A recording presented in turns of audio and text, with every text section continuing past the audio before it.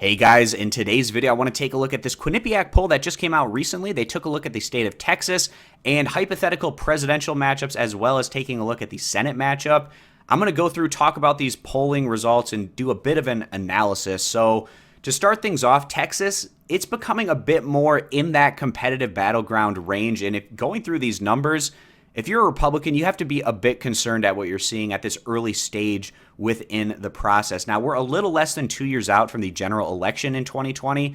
And during this course of time, the demographics are only likely to get better for the Democrats during this period. Now, it's not going to be an overwhelming shift, but enough to where if it's a competitive matchup, it might be able to make the difference for the Democrats at the end of the day. We're going to see how this all plays out. But at this point in time, the polling data is extremely close, at least in this Quinnipiac poll. Now, we need to get more data beyond this to see if it's a blip or a trend. But again, if you're a Republican, these numbers have to be a bit worrisome. So starting off, the top three Democratic contenders here go right in line with what I've been saying in my hypothetical presidential matchup videos. Whenever I touch on the state of Texas, I always say that Beto O'Rourke has the Democrats' best chance at beating Trump here, for obvious reasons. But then beyond that, I always say that Biden and Sanders are likely the only other two Democrats that could make things interesting and competitive in Texas. I don't really have much in the way of confidence or data in the other Democratic candidates to try to close that gap and overcome what is still a Republican majority within the state. But we're seeing these hypothetical matchups, Trump at 47% compared to Biden at 46%.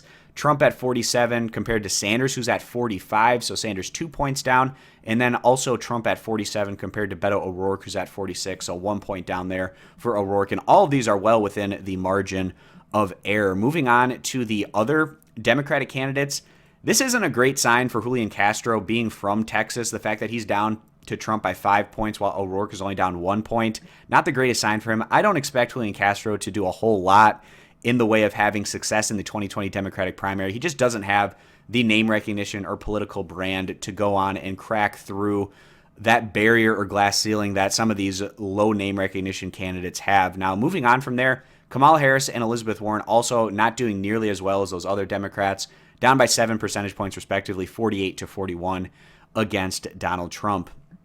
Now, moving on, I want to take a look at the favorability numbers. And these are also some actually pretty interesting numbers. So Trump is at 47% favorable compared to 49% unfavorable.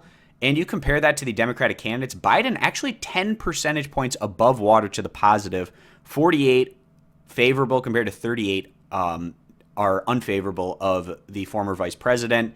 Senator Bernie Sanders, this is actually one of the weaker favorable numbers that I've seen from him in specific states. He actually usually does pretty well in comparison to his Democratic counterparts, but here he's actually 6 points underwater, 45 to 47. But then we have O'Rourke slightly above water here, 44 positive to 40 on the negative side. And then these other candidates, not quite the name recognition. You have Harris 9 points underwater, 24 to 33.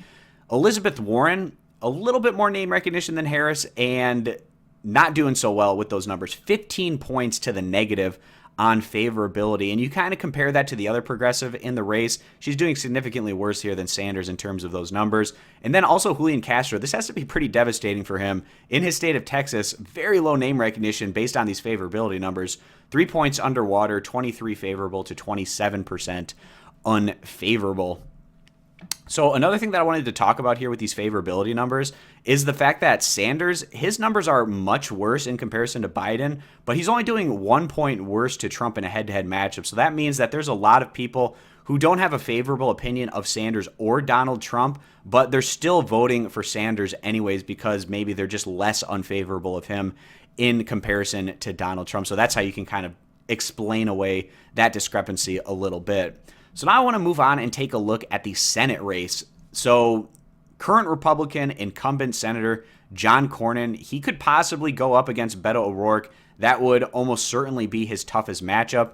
And you can see here the poll is currently tied at 46 percentage points apiece between Cornyn and O'Rourke. And then moving on, we see that O'Rourke is winning independents 47 to 40 in his matchup against Cornyn. Now, we take a look here at O'Rourke. Like I said, he's 4 percentage points above water, but still 44 on the favorable side is is pretty good, I'd say, for a Democrat in the state of Texas. Not quite as good as Biden, but still for a Democrat to try to get close to that 50% of favorability in Texas, it's within the realm of a positive sign for him. But also, if you compare that, if we go all the way down to Cornyn's favorability numbers, the last question here on the list, 34% favorable compared to 21% unfavorable. So he's 13 percentage points to the positive, but it also just shows you that he doesn't have nearly as much political brand or name recognition as Beto O'Rourke, given the fact that his total favorability numbers only add up, if you do the favorable and unfavorable, up to 55 percentage points,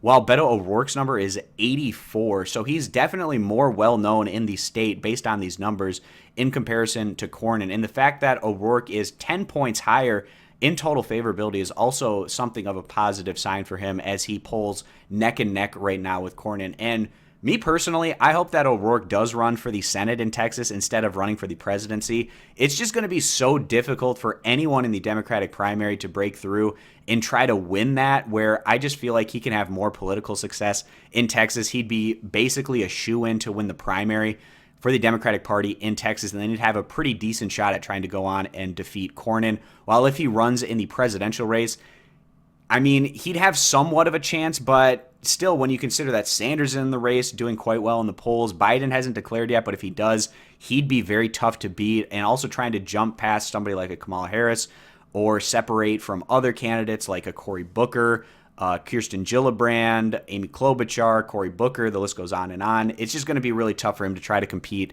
in that 2020 Democratic primary field. He could have success, but it'd be a lot more difficult for him to win that one than to try to win this Texas Senate seat, which is already going to be enough of a challenge in and of itself. But the political brand that he was able to build up in the state in 2018, I think it would be to his benefit if he tried to build off of that going in to 2020. That's just my 2 cents on that particular Senate race. So that's pretty much going to wrap up this video, guys.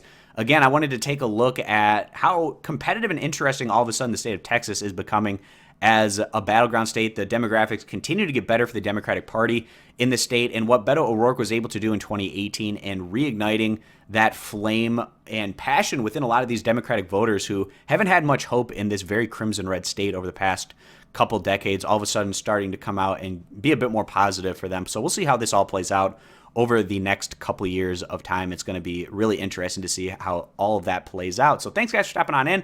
Consider subscribing for more, and I hope to see you back here for my next video.